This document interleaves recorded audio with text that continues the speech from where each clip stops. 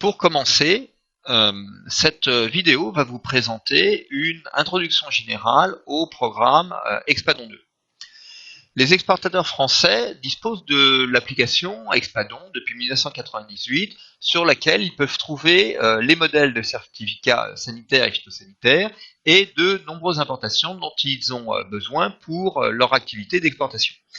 Ce module Expadon a été très utilisé et néanmoins, du fait de son âge, atteint désormais ses limites. Pour cette raison, un nouveau programme qui a vocation à remplacer l'Expadon actuel a été lancé et est en cours de développement.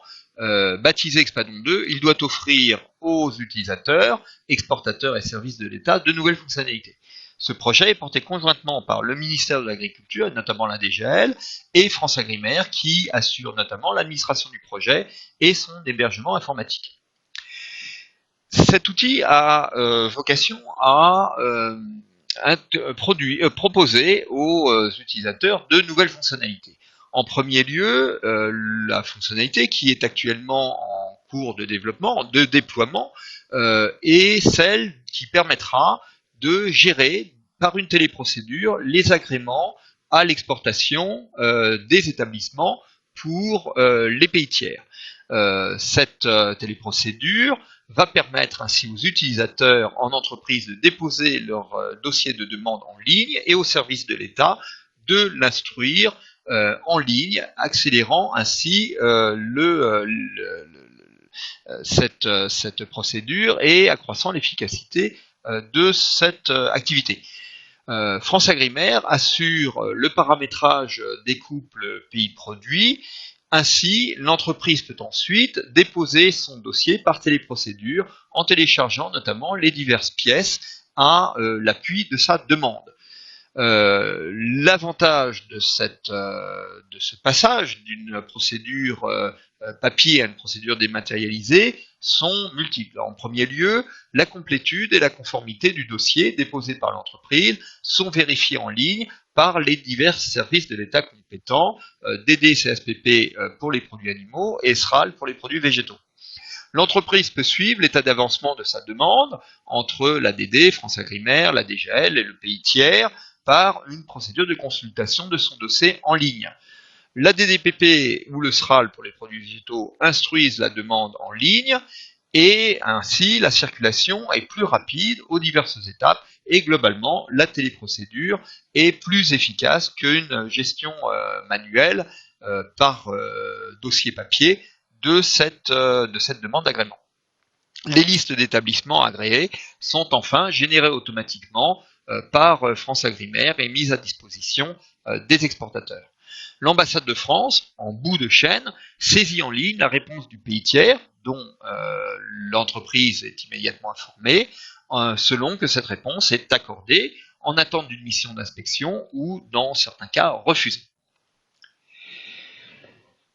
L'avancement du déploiement de cette fonctionnalité est le suivant. Et a suivi un certain nombre d'étapes. D'une part, les enjeux de développement de cette application étaient les suivants. Il fallait répondre à la complexité pressentie de cette procédure d'agrément qui se sont confirmées et qui ont nécessité d'approfondir un certain nombre de questions au fur et à mesure qu'elles se posaient et étaient rencontrées au cours du développement de cette fonctionnalité. Par ailleurs, il a été nécessaire de préciser certaines procédures appliquées diversement sur le terrain pour les transcrire en une procédure informatique unique. Il était nécessaire de proposer aux utilisateurs une application relativement simple, intuitive, appelant peu de formation pour l'utilisateur et dont il puisse s'emparer rapidement pour gérer la demande et instruire le dossier en ligne sans nécessité de préparation ni de formation trop lourde. Le calendrier donc s'est décomposé en une phase d'attribution des droits de connexion et d'habilitation dans l'application pour les nouveaux utilisateurs, ceux qui ne sont pas encore connectés et n'ont pas reçu leur habilitation, cette procédure d'attribution est en cours et il est demandé à ces nouveaux utilisateurs de contacter leur fédération pour avoir les manuels et les informations pour être agréés et habilités sous l'Espadon 2. Toutes les informations se trouvent également sur le site de France Agrimaire à une adresse qui sera rappelée en fin de présentation. Par ailleurs, le déploiement se fait en 2 temps. Un pilote début 2017 a d'ores et déjà commencé sur les régions Bretagne et Pays de la Loire, et la généralisation à l'ensemble de la France démarrera au 2e trimestre 2017 en juin. Venons-en maintenant à une autre téléprocédure prévue par le programme Expadon 2, la délivrance électronique des certificats sanitaires et phytosanitaires nécessaires pour l'exportation de produits donc végétaux ou de denrées animales ou d'origine animale. L'entreprise, pour obtenir son certificat sanitaire ou phytosanitaire, devra déposer sa demande par téléprocédure, soit par un système d'EDI entre ordinateurs, si elle développe un tel système au sein de son établissement.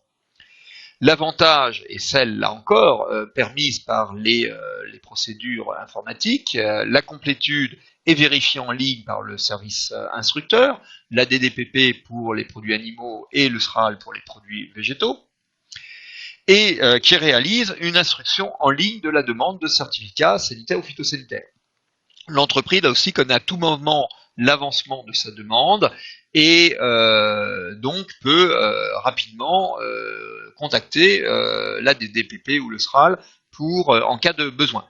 Les modèles de certificats sont comme pour l'actuel Expadon disponibles en ligne, soit déposés par l'entreprise pour les modèles dont l'entreprise dispose et partagés entre les différents utilisateurs au sein d'une filière si l'entreprise en est d'accord, et l'entreprise peut par ailleurs reprendre un certificat modèle utilisé précédemment pour le modifier, certificat qu'elle aura sauvegardé en tant que favori.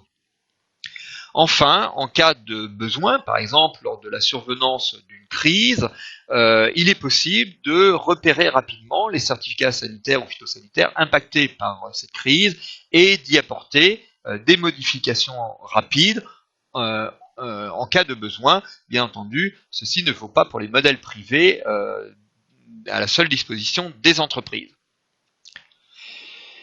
Les avantages de cette procédure de certification électronique sont multiples. Le premier, c'est qu'elle prépare pour le certificat paperless et donc l'abandon des certificats papier ou tout du moins certificats papier qui ne seront réservés qu'à certaines formalités mais qui ne seront plus demandées par les services de l'État et le pays tiers lors de l'arrivée des produits dans le pays d'importation.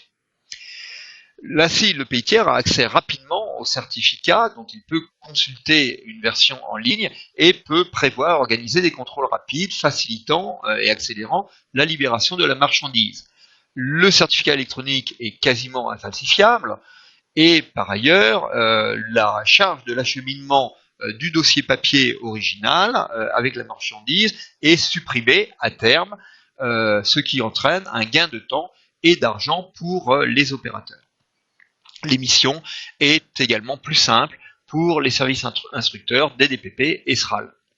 Il y a toutefois un certain nombre de difficultés à lever pour arriver à cet objectif. Le premier est que le pays tiers doit reconnaître la valeur juridique du e-certificat, alors que seules les versions papier sont actuellement reconnues, ce qui implique un délai pour mettre en place des accords internationaux ou des accords au niveau bilatéral avec chaque pays tiers. D'autres services seront disponibles. En premier lieu, un module d'abonnement des opérateurs aux informations de nature SPS, donc pour la gestion de leurs agréments ou des certificats sanitaires ou phytosanitaires, de nature économique comme des études de marché sur les marchés qui les concernent, ou d'autres natures, par exemple réglementaires, sur tout un ensemble de procédures à l'exportation. Chaque entreprise, chaque fédération, chaque service de l'État pourra ainsi s'abonner aux informations export vers pays tiers, échange en intracommunautaire ou importation en fonction du couple pays-produit qui l'intéresse, et donc pour les seuls produits et les seuls pays qui l'intéressent, et s'il est intéressé par l'ensemble des pays au monde, bien entendu, par toutes les informations qui concernent son produit. Les informations seront produites par la DGAL, par le France Agrimaire ou d'autres services de l'État tels que la DGPE du ministère de l'Agriculture. Autres services, le suivi et le traitement des non-conformités en frontières qui entraînent actuellement des blocages à l'arrivée à l'importation dans le pays tiers et qui nécessitent une réaction extrêmement rapide de l'entreprise et des services de l'État pour lever ces blocages et éviter la destruction ou le renvoi. En cas de crise, le partage d'informations, la diffusion de l'information sera facilité et poussé aux opérateurs et pour les informer des évolutions sur les ouvertures et les fermetures de marché. Également, un repérage et une modification facilitée des mentions qui, dans les certificats sanitaires et phytosanitaires, sont rendus nécessaires par la crise. La feuille de route des négociations sanitaires et phytosanitaires, c'est-à-dire l'état d'avancement des différents dossiers en cours de négociation pour obtenir une ouverture de la part des pays tiers pour tel ou tel marché, sera disponible en ligne sous forme d'un outil de partage qui permettra soit d'accompagner, soit de préparer les travaux du comité SPS Export à France Agrimaire. Ainsi, cette feuille de route sera disponible, accessible à l'ensemble des opérateurs pour un plus grand partage et pour informer ceux-ci sur l'état d'avancement et les perspectives des négociations SPS. Les dossiers faisant l'objet de négociations seront donc régulièrement consultables par les différents opérateurs, les différents acteurs de la chaîne de négociation des entreprises jusqu'aux services économiques en ambassade. La négociation pourra ainsi être planifiée et suivie, et notamment les échéances, les rappels nécessaires à l'avancement de cette négociation seront plus facilement suivis et connus. Un mot sur le calendrier pour finir. L'agrément pays tiers a déjà été exposé. 2017 est l'année de déploiement de la téléprocédure de dépôt et d'instruction des demandes. Après un pilote lancé début d'année, l'objectif est de finir le déploiement de cette fonctionnalité d'agrément des établissements pour l'exportation vers les pays tiers d'ici la fin de 2017, à quelques exceptions près qui nécessitent une évolution de l'outil ou qui doivent tenir compte de la saisonnalité de la procédure d'agrément, notamment pour les filières végétales.